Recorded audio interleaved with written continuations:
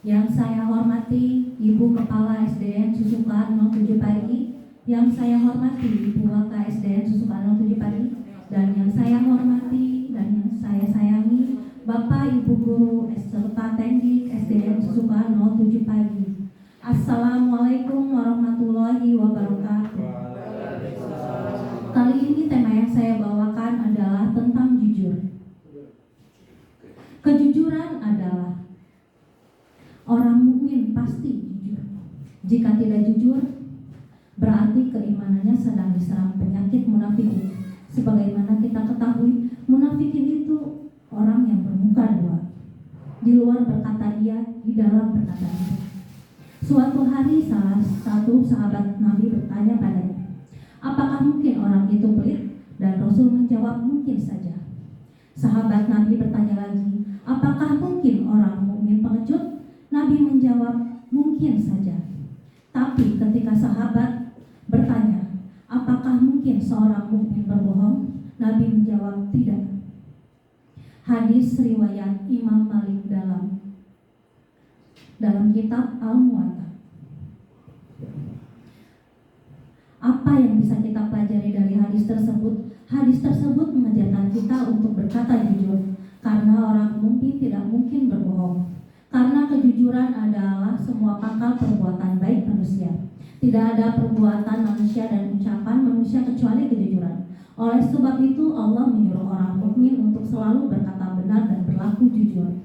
Hal ini diperintahkan oleh Allah melalui firman-Nya dalam Al-Quran surat Al-Ahzab ayat 70, yang artinya, hai orang-orang yang beriman, bertakwalah kamu kepada Allah dan katakanlah perkataan yang jujur dan benar.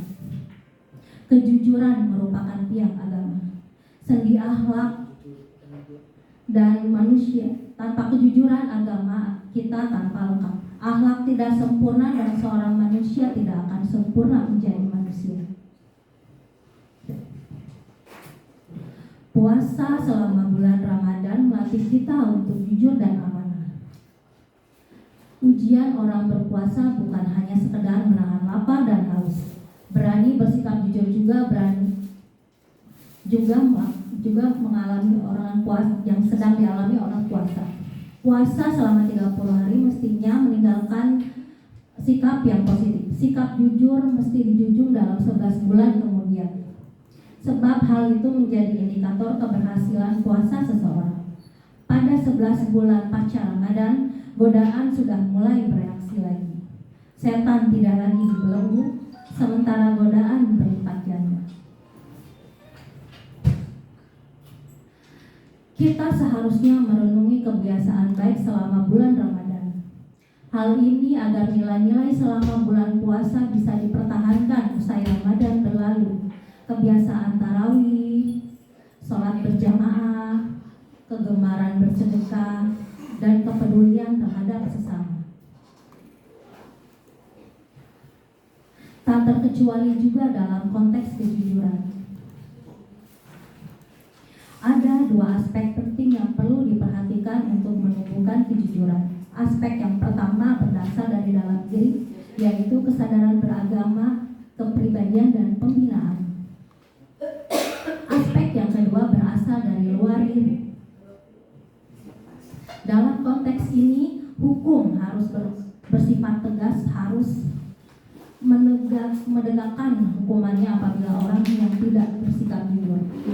Puasa tidak hanya melatih kejujuran, puasa juga mengajarkan orang mengendalikan diri dan hawa nafsunya. Orang yang berpuasa akan lebih berhati-hati dalam ucapan, perbuatan dalam dirinya.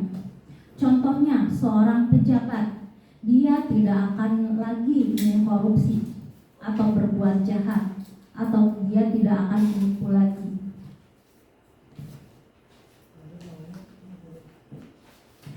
Sikap jujur merupakan sikap yang benar. Sikap jujur melibatkan 3 aspek dalam diri kita, yaitu perkataan, perbuatan, dan sikap mental. Setiap aspek di atas memiliki ukuran dan kriterianya sendiri. Dalam kaitan ini, jujur benar dalam perkataan berarti adanya persesuaian perkataan dengan hati nurani dengan kenyataan atau realita. Jujur dalam bekerja dan perbuatan berarti konsisten antara perbuatan dan perintah Allah serta sunnah Rasul. Adapun jujur dalam sikap mental saat berkomitmen saat seseorang beribadah kepada Allah Subhanahu wa taala. Sekian kultum dari saya. Saya simpulkan bahwa kejujuran itu sesuatu yang disenangi oleh Allah. Kalau Allah senang pasti akan menyenangi kita.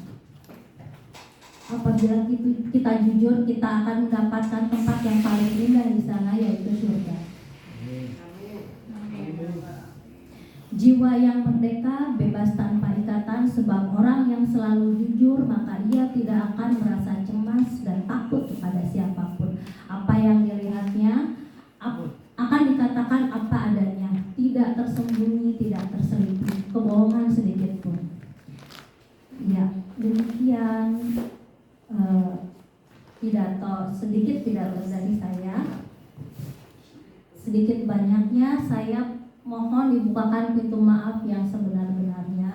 Apapun yang salah adalah datangnya dari saya dan kebenaran adalah datangnya dari Allah Subhanahu wa taala. Assalamualaikum warahmatullahi wabarakatuh.